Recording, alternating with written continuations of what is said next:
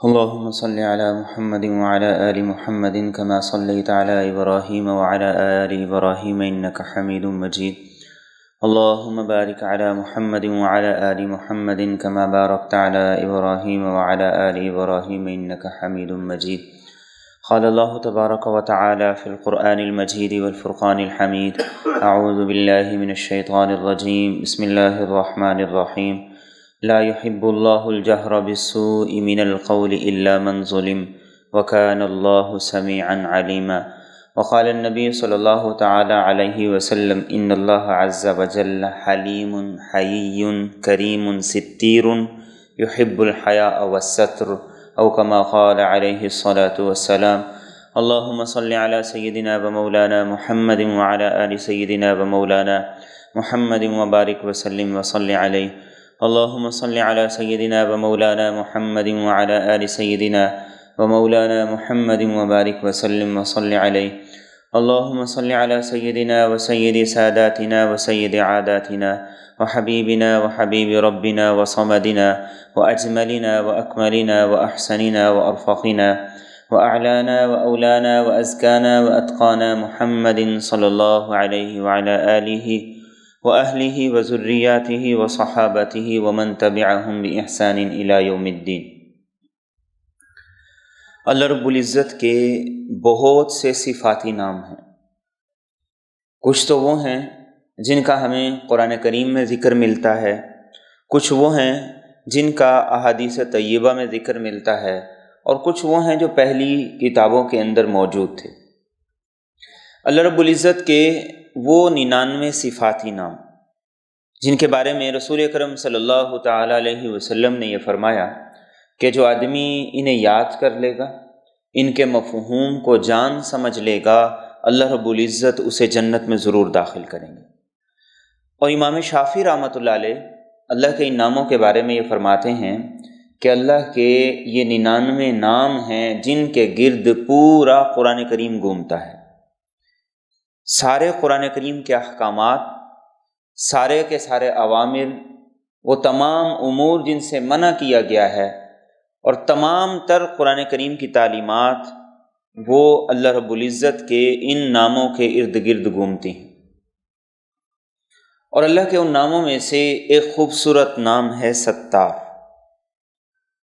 ایک لفظ ہوتا ہے ساتر اور ایک لفظ ہے ستار۔ ساتر کا معنی ہے جو پردہ ڈالتا ہے، ستار کا معنی ہے جو بہت زیادہ پردہ ڈالتا ہے، جو انسان کے چھوٹے گناہوں پہ بھی پردہ ڈالتا ہے، بڑے گناہوں پہ بھی پردہ ڈالتا ہے، اور صرف ایک بار نہیں بار بار ڈالتا ہے، اور اتنا اس پہ پردہ ڈالتا ہے کہ اس کے اکثر گناہوں کو زندگی بھر وہ ڈانپ کے رکھتا ہے۔ اسی کو قرآن کریم میں یوں بیان کیا گیا: وَمَا أَصَابَكُم مِّن مُّصِيبَةٍ فَبِمَا كَسَبَتْ أَيْدِيكُمْ وَيَعْفُو عَن كَثِيرٍ، کہ تم پر کوئی بھی مصیبت آ جائے، کوئی بھی آفت آ جائے، کوئی بھی پریشانی آ جائے، تو اس کے آنے کی وجہ کیا ہے؟ فَبِمَا كَسَبَتْ أَيْدِيكُمْ، تمہارے اعمال ہیں، تمہارے گناہ ہیں، تمہارے جرائم ہیں، تمہاری نافرمانیاں ہیں، اللہ کی حکم عدولی ہے، اور آپ صلی اللہ علیہ وسلم کی سنت کو چھوڑنا، ترک کرنا، اور اس سے روگردانی ہے۔ لیکن اگلی بات بڑی خوبصورت فرمائی: وَيَعْفُو عَن كَثِيرٍ، فرمایا تمہاری زندگی کے بہت سے گناہ ایسے ہیں، بہت سی نافرمانیاں ایسی ہیں جنہیں اللہ معاف کرتا رہتا ہے اور ان پر کسی قسم کی سزا نہیں دیتا۔ اگر ہر گناہ کی انسان کو سزا ملنی شروع ہو جائے تو اللہ فرماتے ہیں: وَلَوْ يُؤَاخِذُ اللَّهُ النَّاسَ بِمَا كَسَبُوا مَا تَرَكَ عَلَى ظَهْرِهَا مِن دَابَّةٍ، ہر جرم پہ اللہ پکڑنا شروع کر دے، ہر غلطی پہ سزا دینا شروع کر دے، اور ہر گناہ پہ انسان پر پکڑ آ جائے، تو فرمایا روئے زمین پر کوئی جاندار زندہ نہ بچے۔ یہ اللہ کی ستاری ہے کہ وہ پردے ڈالتا ہے، عیبوں کو چھپاتا ہے، اور انہیں معاف کرتا ہے، درگزر کرتا ہے، لوگوں کے سامنے رسوا نہیں کرتا ہے، اور لوگوں کے سامنے انسان کے عیوب کو اچھالتا نہیں ہے، یہاں تک کہ وہ انسان اللہ کے سامنے پیش ہو جاتا ہے۔ اور یہ دراصل کیا ہے؟ یہ دراصل انسان کو توبہ کی ترغیب ہے۔ یہ کیا ہے کہ انسان کو اللہ کی طرف رجوع کرنے کے لیے موقع ہے کہ جس رب نے تمہارے عیبوں پہ پردہ ڈال رکھا ہے، اس نے پردہ اسی لیے ڈال رکھا ہے کہ تم اپنی خوشی، اپنی رضا، اپنی رغبت سے اللہ کے سامنے گڑ گڑاؤ، توبہ کرو، رجوع کرو اور اس سے معافی مانگو اور اس سے استغفار کرو۔ اور اللہ رب العزت جیسے ستار ہیں، ایسے ہی وہ بندوں سے بھی یہی چاہتے ہیں کہ بندوں میں بھی یہ خوبی، یہ وصف موجود ہو کہ وہ عیبوں کو چھپانے والے ہوں، لوگوں کو درگزر کرنے والے ہوں، لوگوں کے عیبوں پہ پردہ ڈالنے والے ہوں، نہ کہ ان کی تشہیر کریں، ان کی تذلیل کریں، ان کے عیبوں کو اچھالیں اور لوگوں میں ان کو شہرت دیں اور ان کی تشہیر کریں۔ اس لیے قرآن کریم نے واضح طور پر فرمایا لا يحب اللہ الجہر بالسوء من القول الا من ظلم، فرمایا بری بات کے اظہار کو، زبان پہ لانے کو اللہ پسند نہیں کرتا، الا من ظلم، کوئی مظلوم ہے، اس کے ساتھ زیادتی کی گئی ہے، ناانصافی کی گئی ہے، اس کا حق چھین لیا گیا ہے اور وہ یہ سمجھتا ہے کہ میرا حق دلوانے کے لیے فلاں جگہ پہ میں چلا جاؤں گا یا فلاں آدمی کو کہوں گا یا عدالت میں چلا جاؤں گا، پولیس کے پاس چلا جاؤں گا تو میرا حق مجھے مل سکتا ہے۔ تو فرمایا پھر وہ اپنی زبان سے اظہار کرے، ورنہ وہ خاموش رہے۔ وَكَانَ اللَّهُ سَمِيعًا عَلِيمًا، فرمایا تمہارے ساتھ کسی نے زیادتی کی ہے، ظلم کیا ہے، ناانصافی کی ہے، بول کے کی ہے، تو تمہارا رب سن رہا ہے، وہ تمہاری طرف سے کافی ہے، علیمہ۔ اور اگر عملاً کی ہے، لوگوں کو نہیں پتہ ہے، چھپ کے کی ہے اور اس کا رب کے علاوہ کوئی گواہ نہیں، فرمایا اس کا علم ہر چیز کا احاطہ کیے ہوئے ہے، وہ ہر چیز کو جانتا ہے، اس سے آگاہ ہے۔ پھر فرمایا ان تبدوا خیرا او تخفوه او تعفو عن سوء فإن اللہ کان عفوا قدیرا، کوئی خیر کی بات ہے اس کا اظہار کر لو یا اسے چھپا لو، یا کسی کے گناہ کو، کسی کی غلطی کو، کسی کے جرم کو، کسی کی ناانصافی کو معاف کر دو، فرمایا تمہارا رب بھی بہت معاف کرتا ہے تو تمہیں بھی معاف کرنا چاہیے۔ اور فرمایا تمہارا رب پوری طرح قدرت رکھتا ہے، جس نے تمہارے ساتھ ناانصافی کی ہے وہ اسے بھی اپنی عدالت میں کھڑا کرے گا، اور اگر تم اس کے ساتھ ناانصافی میں حد سے گزر جاؤ گے تو اسے تم پر بھی پوری قدرت حاصل ہے۔ اور مومن کے اخلاق یہ ہیں کہ وہ دوسروں پہ پردہ ڈالتا ہے، دوسروں کے عیبوں کی تشہیر نہیں کرتا ہے، اسے رسوا اور ذلیل نہیں کرتا ہے، اسے دوسروں کے سامنے ذکر نہیں کرتا، اسے دوسروں کے ساتھ شیئر نہیں کرتا ہے۔ اس لیے فرمایا یا ایھا الذین آمنوا اجتنبوا کثیرا من الظن ان بعض الظن اثم ولا تجسسوا، اللہ فرماتے ہیں کہ اگر ایمان کا دعویٰ رکھتے ہو، ایک تو بدگمانی سے بچو۔ شیطان کیا کرتا ہے؟ انسان کو بدگمانی کے ذریعے سے دوسرے سے دور کرتا ہے، دلوں میں نفرت کدورت پیدا کرتا ہے۔ دوسرا فرمایا ولا تجسسوا، کسی کی جاسوسی میں نہ لگو، کسی کے عیبوں کی تشہیر میں نہ لگو، کسی کے عیبوں کو نہ ٹٹولو، کسی کے پیچھے لگ کے اس کے عیبوں کو حاصل کرنے کی اور اس کی جستجو میں نہ لگو، ولا تجسسوا۔ مومن گویا کہ ایسا ہو ہی نہیں سکتا جسے اس بات کی ہوس، لالچ ہو، حرص ہو کہ مجھے فلاں کا عیب پتہ چلے، فلاں کیسا ہے، فلاں کیسا نہیں۔ مومن ایسا نہیں ہو سکتا۔ اور اس چیز کو قرآن کریم نے بڑا جرم قرار دیا ہے، ان الذین یحبون ان تشیع الفاحشۃ فی الذین آمنوا لہم عذاب علیم فی الدنیا والآخرہ، فرمایا جو لوگ یہ چاہتے ہیں کہ لوگوں میں دوسروں کی برائی کی تشہیر ہو، بے حیائی کی تشہیر ہو، بری باتوں کو فروغ دیا جائے اور ان کو ایک دوسرے کے ساتھ شیئر کیا جائے، ایک دوسرے کے ساتھ ان کا تبادلہ کیا جائے، تو فرمایا اللہ رب العزت ایسے لوگوں کو خبردار کرتا ہے، آگاہ کرتا ہے، ڈراتا ہے۔ اور کیا فرمایا؟ لہم عذاب علیم فی الدنیا والآخرہ، یہ وہ جرم ہے فرمایا اس پر اللہ دنیا میں بھی سزا دے گا، آخرت میں بھی سزا دے گا۔ بہت کم گناہ ایسے ہیں جن کے بارے میں ہمیں یہ ملتا ہے کہ ان پر دنیا میں بھی سزا ملے گی۔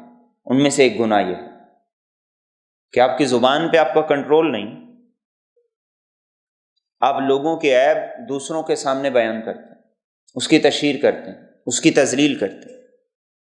حضرت عائشہ رضی اللہ تعالیٰ عنہ، ان کے سامنے ایک عورت نے کہا کہ میں احرام کی حالت میں تھی تو ایک آدمی نے میری پنڈلی کو چھونے کی کوشش کی، تو آپ نے اس کی بات کاٹ دی، منہ پھیر لیے اور سخت ناگواری کا اظہار کیا، اور فرمایا کہ جب تم میں سے کسی سے کوئی گناہ سرزد ہو جائے تو اسے چاہیے کہ وہ اس پہ پردہ ڈالے، اللہ کی طرف رجوع کرے، استغفار کرے، توبہ کرے۔ اور بڑا خوبصورت جملہ ارشاد فرمایا اس لیے کہ ان اللہ تعالی یغیر ولا یعیر، جب انسان گناہ سے توبہ کرتا ہے اللہ اس کی حالت کو بدل دیتا، اس کی اصلاح کر دیتا ہے، اللہ اسے عار نہیں دلاتا، اللہ اسے شرم نہیں دلاتا کہ تم نے یہ کیوں کیا اور تم یہ نہ کرتے۔ اور فرمایا حضرت عائشہ رضی اللہ تعالیٰ عنہا نے والناس یعیرون ولا یغیرون، کہ لوگوں کی عادت کیا ہے، لوگ عار دلائیں گے، شرم دلائیں گے، کسی موقع پر بھی انہیں یاد آ جائے گی تو اس گناہ کے ذریعے سے تمہاری تذلیل کریں گے، تمہیں لوگوں میں ذلیل کریں گے، رسوا کریں گے، لیکن اصلاح کی کوشش نہیں کریں گے۔ تو اللہ بھی کیا چاہتے ہیں کہ عیبوں پہ پردہ ڈالا جائے، اور یہی میرے اور آپ کے نبی کے اخلاق تھے کہ آپ بھی اس صفت اور اس خوبی کے ساتھ اعلیٰ درجے کے ساتھ متصف تھے۔ آپ نے ایک آدمی کو دیکھا جو کھلے میدان کے اندر برہنہ ہو کے غسل کر رہا، کچھ نہیں کہا، مسجد میں تشریف لائے، ممبر پہ کھڑے ہوئے، اللہ کی حمد و ثنا بیان کی، اور اس کے بعد آپ صلی اللہ علیہ وسلم نے ارشاد فرمایا ان اللہ عز وجل حیی حلیم کریم ستیر، فرمایا تمہارا رب جو ہے بڑا بردبار ہے، اس کا حوصلہ، اس کا ظرف بہت بڑا ہے، کریم عزت والا ہے، شرف اور مقام والا ہے، حیی حیادار ہے، ستیر اور وہ بندوں کے عیبوں پہ پردے ڈالتا ہے۔ تو اس کے ستار ہونے کا تقاضا کیا ہے؟ جب تم میں سے کوئی آدمی غسل کرے تو سرعام غسل نہ کرے، برہنہ ہو کے غسل نہ کرے، بلکہ اپنے ستر کو چھپائے اور اپنے عیبوں کو بھی لوگوں سے چھپائے۔ یہ اس بات کا تقاضا ہے کہ جب رب تم پہ پردے ڈالتا ہے تو تمہیں بھی چاہیے کہ تم بھی اپنے عیبوں کو چھپا کے رکھو، اور وہ تم سے بھی یہی تقاضا کرتا ہے تم بھی بندوں کے عیبوں کو چھپاؤ اور ان پہ پردہ ڈالو۔ وَهُوَ الَّذِي يَقْبَلُ التَّوْبَةَ عَنْ عِبَادِهِ وَيَعْفُو عَنِ السَّيِّئَاتِ وَيَعْلَمُ مَا تَفْعَلُونَ، فرمایا تمہارا رب تو وہ ہے جو بندوں کی توبہ کو قبول کرتا ہے اور ان کے گناہوں کو، جرائم کو معاف کرتا ہے، وَيَعْلَمُ مَا تَفْعَلُونَ، اس سے چھپا ہوا نہیں ہے۔ دنیا میں کوئی آدمی کسی کے سامنے جرم کرتا پکڑا جائے تو وہ اس جرم سے واقف ہوتا ہے، اس کے علاوہ جو اس کے جرائم ہیں اس سے وہ آگاہ نہیں ہے۔ فرمایا تمہارا رب وہ ہے جس گناہ سے تم توبہ کر رہے ہو اس سے بھی وہ آگاہ ہے، واقف ہے، اور وہ سارے گناہ جن سے تم توبہ نہیں کر رہے، جن کا تم اپنی زبان پر اظہار نہیں کر رہے، زبان پہ تذکرہ نہیں کر رہے، تمہارا رب ان سب گناہوں کو بھی جانتا ہے۔ اور اللہ کی ستاری کیسی ہے، سبحان اللہ۔ موسیٰ علیہ السلام کے دور میں قحط آ گیا، بارشیں نہیں ہو رہی تھی، اور بارش اللہ کی ان نعمتوں میں سے ہے کہ جو بہت سی بیماریوں کو دور کر دیتی۔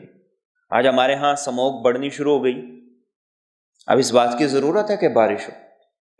ہماری ترقی، ہماری ٹیکنالوجی، ہماری سائنس، ساری کی ساری چیزیں اللہ رب العزت کی اس ایک بارش کی محتاج ہیں۔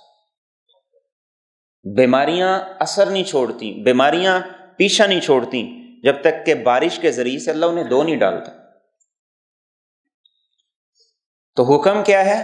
حکم یہ ہے بارش نہیں ہو رہی تو کھلے میدان کے اندر جاؤ، سارے مل کے اللہ سے توبہ کرو، استغفار کرو، اللہ تم پر بارش بھی ضرور اتارے گا۔ فَقُلْتُ اسْتَغْفِرُوا رَبَّكُمْ إِنَّهُ كَانَ غَفَّارًا يُرْسِلِ السَّمَاءَ عَلَيْكُمْ مِدْرَارًا۔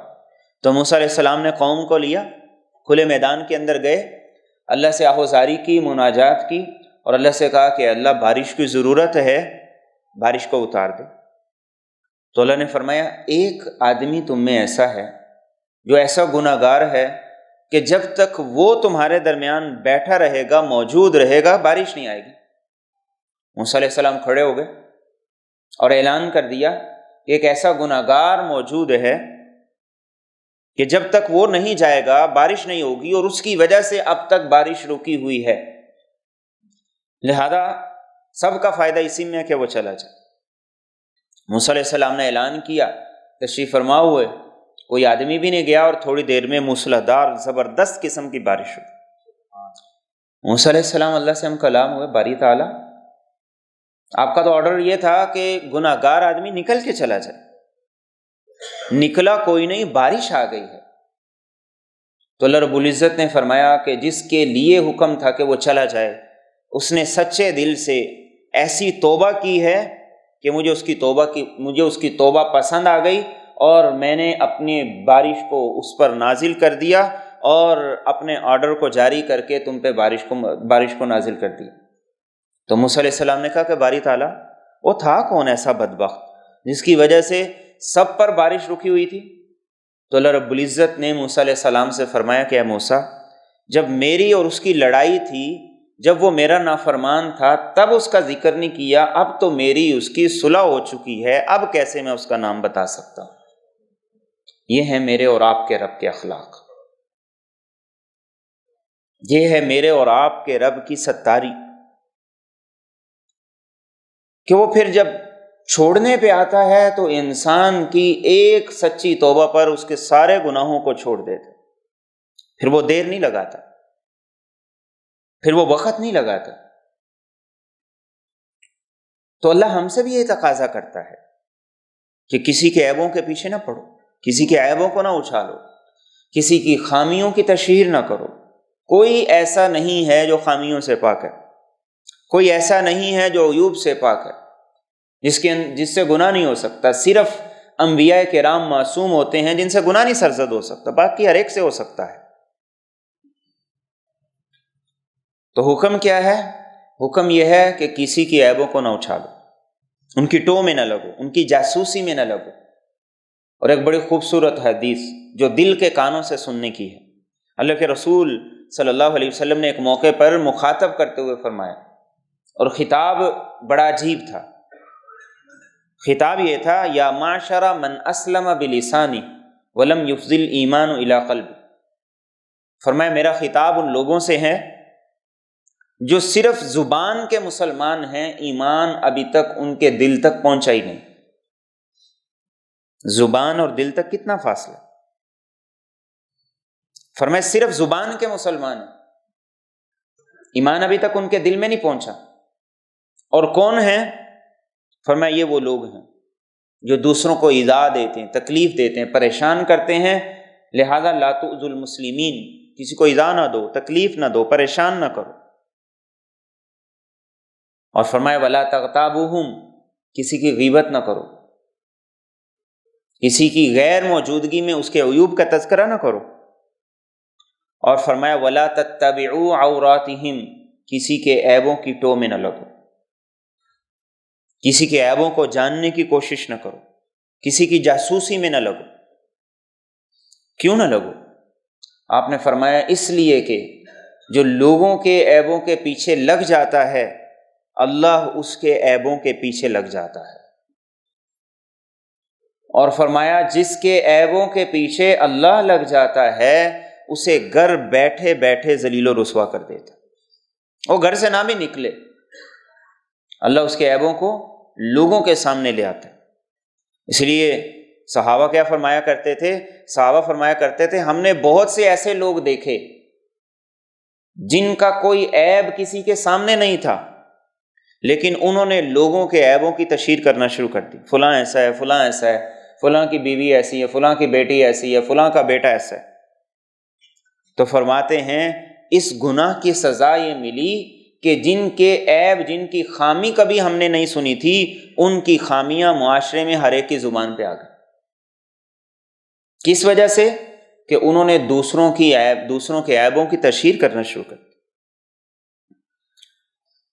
آج ہمارے گھر کی چھت کے نیچے جو پسندیدہ موضوعات ہیں ان میں سے ایک موضوع یہ ہے، پڑوسی کے گھر میں کیا ہے، کیا ہو رہا ہے، فلاں کی بیٹی کیسی ہے، فلاں کا بیٹا کیسا ہے، فلاں کے گھر میں کیا ہو رہا ہے، فلاں کے گھر میں کیا ہو رہا ہے۔ تو آپ نے فرمایا جو کسی کے عیب کے پیچھے پڑے گا، جو کسی کو رسوا کرنے کی کوشش کرے گا، اللہ اسے رسوا کرتا ہے، جو کسی کو ذلیل کرنے کی کوشش کرے گا، اللہ اسے ذلیل کرتے ہیں۔ اور فرمایا ایسا آدمی کیسا ہے کہ وہ زبان کا مومن ہے، بس زبان کا مسلمان ہے، ایمان اس کے دل میں نہیں ہے۔ دل میں ایمان ہے تو پھر اس کی خوبی یہ ہونی چاہیے کہ وہ کسی کے عیبوں کی تشہیر نہ کرے، کسی کے عیبوں کو نہ اچھالے۔ اور میرے اور آپ کے نبی صلی اللہ تعالی علیہ وسلم کے اخلاق کیا تھے؟ آپ جب کسی کو گناہ کرتے ہوئے دیکھ لیتے تو آپ کبھی اس کا نام نہیں لیا کرتے تھے۔ منبر پر تشریف فرما ہوتے تو آپ یہ نہیں فرماتے تھے کہ فلاں آدمی نے یہ جرم کیا، فلاں نے یہ گناہ کیا، فلاں نے یہ کیا، نہیں، آپ فرمایا کرتے تھے ما بال اقوام یفعلون کذا و کذا، ما بال اقوام یقولون کذا و کذا، لوگوں کو کیا ہو گیا، لوگ یہ کہہ رہے ہیں، لوگوں کو کیا ہو گیا ہے، لوگ یہ کر رہے ہیں، نام نہیں لیتے تھے۔ کبھی ذکر کرنے کی ضرورت بھی پڑ جائے تو طریقہ کیا ہے، کسی کا نام نہ لو، پردے ڈالنا، لوگوں کے عیبوں کو چھپانا، یہ میرے اور آپ کے نبی کے اخلاق تھے۔ حضرت خوات بن جبیر رضی اللہ تعالی عنہ فرماتے ایک سفر میں ہم اللہ کے رسول صلی اللہ علیہ وسلم کے ساتھ تھے، تو یہ مر الزہران ایک جگہ ہے، وہاں جا کے ہم رکے، خیمے لگائے۔ کہتے میں خیمے سے نکلا تو میں نے دیکھا کچھ عورتیں بیٹھ کے گپے مار رہی، تو میرا بھی دل کیا ان کے ساتھ جا کے بیٹھوں۔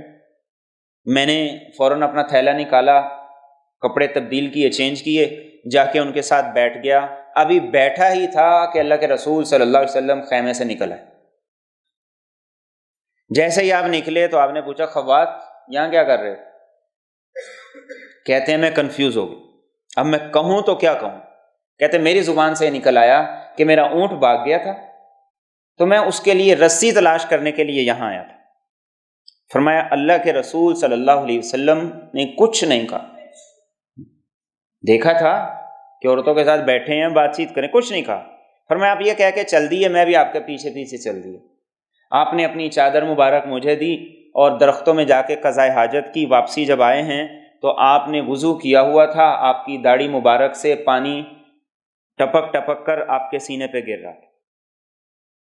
اب سفر شروع ہو گیا، سفر شروع ہو گیا تو جہاں بھی میری آپ صلی اللہ علیہ وسلم سے ملاقات ہوتی، سامنا ہوتا، تو آپ کہتے السلام علیک یا ابا عبداللہ، اے ابو عبداللہ تمہیں سلام ہو، تمہارے اس اونٹ کا کیا بنا؟ تم کہہ رہے تھے بھاگ گیا ہے۔ کہتے ہیں مدینہ آنے تک یہی رہا، جہاں جہاں بات ہوتی وہاں وہاں اللہ کے رسول سلام کرتے اور مجھ سے یہ پوچھتے۔ میں جلدی سے اپنے گھر گیا، مسجد میں آنا چھوڑ دیا۔ بڑے دن گزر گئے، میں نے سوچا کہ ایسے تو گزارا نہیں ہوگا کہ میں مسجد میں نہیں جاتا ہوں، اللہ کے رسول صلی اللہ علیہ وسلم کا سامنا نہیں کرتا ہوں۔ کہتے ایک دن میں نے سوچا کہ یہ جو وقت ہوتا ہے، اس وقت میں نہ تو اللہ کے رسول مسجد میں ہوتے ہیں نہ کوئی اور مسجد میں ہوتا ہے۔ میں مسجد میں گیا، میں نے جا کے ابھی نیت باندھی ہی تھی کہ آپ اپنے حجرے مبارک سے مسجد میں تشریف لے آئے۔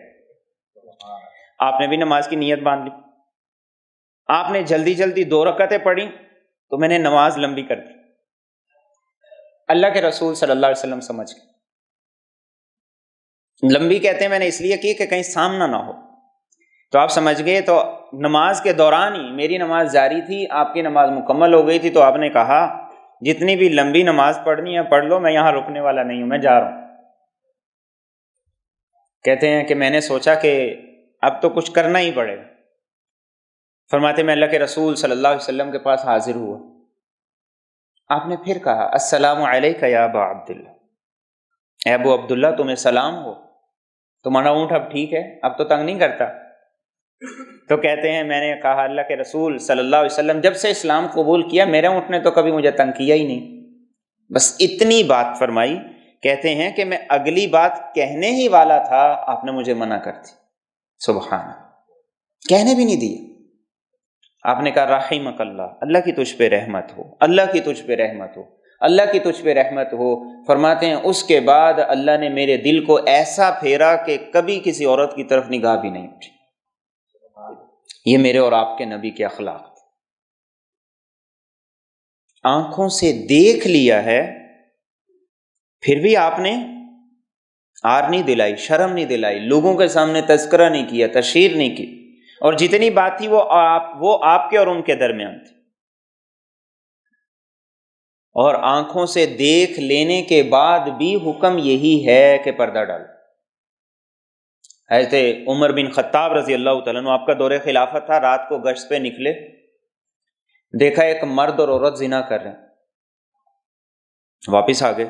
صبح ہوئی تو صحابہ کو اکٹھا کر لی اور سوال یہ رکھا کہ اگر کوئی حاکم وقت، یا یوں کہہ لیں کہ وقت کا گورنر ہے، خلیفہ ہے، حکمران ہے، اگر وہ کسی کو زنا کرتے دیکھ لے تو اس کی سزا کیا ہو؟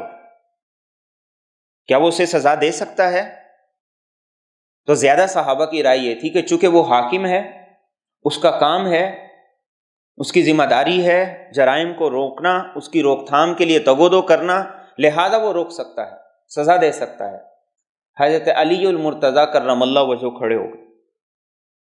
اب حضرت عمر جیسا عادل آدمی، آپ سے زیادہ بااعتماد آدمی کوئی نہیں ہو سکتا۔ آپ اگر کہہ رہے ہیں کہ فلاں کو میں نے زنا کرتے دیکھا ہے تو یقیناً دیکھا ہے۔ حضرت علی فرماتے ہیں کہ نہیں، میں سب صحابہ کی رائے کی مخالفت کرتا ہوں، اس لیے کہ یہ وہ معاملہ ہے جس پہ قرآن کریم میں کہتا ہے جب تک 4 آدمی آنکھوں سے مرد اور عورت کو زنا کرتا نہ دیکھ لیں تب تک کوئی اسے سزا نہیں دے سکتا، اگر آپ سزا دیں گے تو آپ مجرم ہوں گے۔ یہ حضرت علی فرما رہے ہیں، کسے؟ حضرت عمر کو، کہ اگر آپ بھی اس معاملے میں زبان کھولیں گے تو جو تہمت کی سزا ہوتی ہے وہ آپ پر بھی جاری ہوگی۔ تو جو آنکھوں سے دیکھ لیا ہے اس پر بھی حکم یہی ہے، نظریں جھکا لو، پردہ ڈال دو، تشہیر نہ کرو، تذلیل نہ کرو، شیئر نہ کرو۔ اور ہمارا مزاج کیا بن گیا؟ سنی سنائی باتوں، ادھر سے سنا آگے ٹرانسفر کر دیا، اس سے سنا اسے کہہ دیا، اس سے سنا اس سے کہہ دیا۔ بلکہ اس سے بھی بری بات یہ ہے کہ ہمارے سامنے کسی آدمی کی خوبی، کسی کے وصف اور کسی کی اچھائی کا تذکرہ ہو رہا ہو، کوئی کہتا ہے کہ فلاں آدمی اچھا ہے، اچھے اخلاق والا ہے، اچھا مزاج والا ہے، گھر اچھا ہے، فیملی اچھی ہے، تو ہم کیا کرتے ہیں؟ ہم کہتے ہیں نہیں نہیں نہیں، تمہیں پتہ ہی نہیں، مجھ سے پوچھو وہ کیسا ہے، میں تمہیں بتاتا ہوں وہ ایسا ہے، وہ ایسا ہے۔ تو اللہ کے رسول صلی اللہ علیہ وسلم کیا فرماتے ہیں کہ جس آدمی میں یہ مرض ہے تو وہ سمجھے کہ صرف زبان کا مسلمان، وہ صرف زبان کا مسلمان۔ مومن کی ذمہ داری کیا ہے؟ اس کی ذمہ داری ہے اصلاح کرے۔ ابو الدرداء رضی اللہ تعالیٰ عنہ نے دیکھا لوگ ایک آدمی کو طعن و تشنیع کر رہے ہیں، گالیاں دے رہے ہیں، برا بلا کہہ رہے ہیں، ذلیل کر رہے ہیں، تو آپ نے کہا کہ ایسا کیوں کر رہے ہو؟ انہوں نے کہا اس نے یہ کام کیا۔ تو ابو الدرداء رضی اللہ تعالیٰ عنہ نے کہا یہ بتاؤ کہ اگر یہ کنویں میں گر جائے تو کیا کرو گے؟ تو سب نے کہا کوشش کریں گے، نکالیں گے، جان بچانے کی کوشش کریں گے۔ تو آپ نے فرمایا کہ اگر کوئی گناہ میں مبتلا ہو جاتا ہے تو وہ بھی ایسے ہی ہے جیسے کنویں کے اندر گر گیا ہے، تمہاری ذمہ داری اسے نکالو۔ اور اس بات پر اللہ کا شکر ادا کرو کہ اس نے تمہیں عافیت بخشی، اس نے تمہیں اس گناہ میں مبتلا نہیں کیا۔ تو مسلمان کی ذمہ داری کیا ہے؟ اصلاح کرنا۔ مسلمان کی ذمہ داری تشہیر کرنا نہیں ہے، تذلیل کرنا نہیں۔ وائرل کرنا نہیں.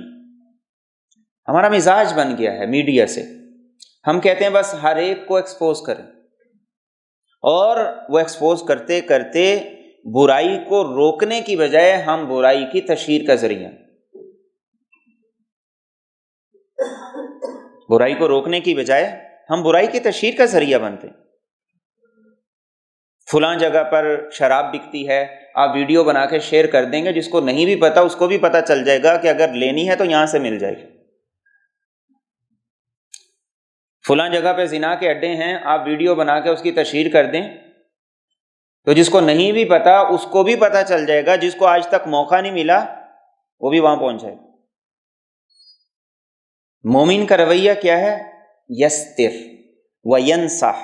مومن پردہ ڈالتا ہے اور اس کی خیر خواہی کی بات کرتا ہے. اور منافق اور بد کردار کا رویہ کیا ہوتا ہے؟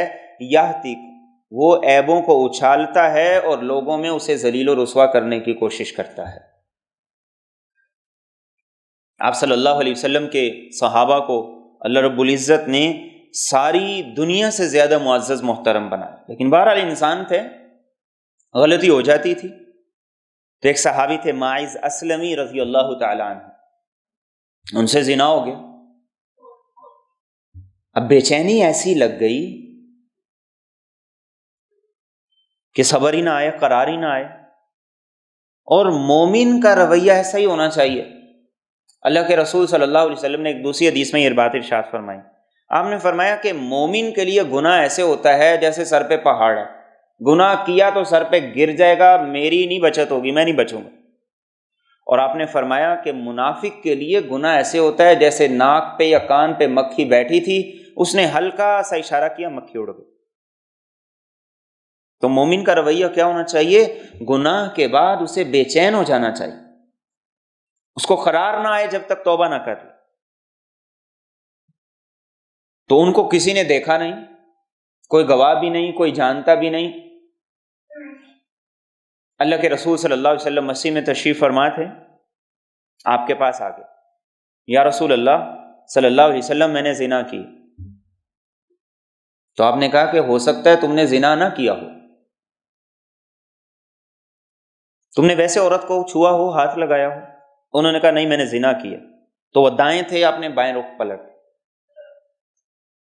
اٹھ کے بائیں آ گئے. پھر آ کے کہا یا رسول اللہ مجھ سے زنا ہو گیا. آپ نے کہا نہیں، ہو سکتا ہے تم سے زنا نہ ہوا ہو. اب یہ دیکھیں میرے نبی کے اخلاق کیا تھے.